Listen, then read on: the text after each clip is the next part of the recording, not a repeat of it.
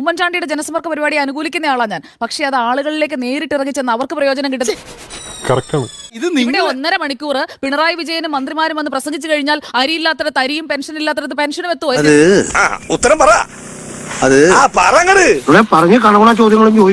പരിപാടി എങ്ങനെയാണെന്ന് അറിയിച്ചു കഴിഞ്ഞു. എങ്ങനെയൊക്കെയാണ് പരിപാടി, ആരൊക്കെ സംസാരിക്കും, കൗണ്ടറുകൾ 7 കൗണ്ടറുകളാണ്.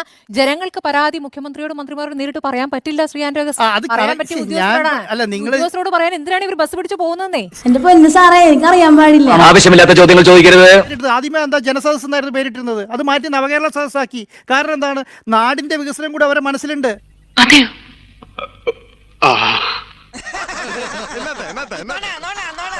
ഇപ്പോൾ കാസർഗോഡ് മെഡിക്കൽ കോളേജ് ഇല്ല എന്നറിയുന്ന ഒരു സംഘമല്ല അവിടെ പോകുന്നത്.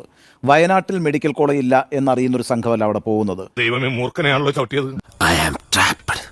അതുപോലെ തന്നെ ക്ഷേമ പെൻഷന്റെ കാര്യത്തിൽ, നെല്ല് കൃഷിക്കാരുടെ പ്രശ്നങ്ങൾ, ഈ പ്രശ്നങ്ങളൊക്കെ ഇവർക്ക് അറിയാമെന്നേ. ഇതൊന്നും ബോധ്യപ്പെടാൻ വേണ്ടി 1,05,00,000 രൂപ മുടക്കിയ ഒരു വണ്ടിയിൽ കേരളത്തിലുടനീളം സഞ്ചരിക്കേണ്ട കാര്യമില്ല. എന്താ ശരിയല്ല മാവാ?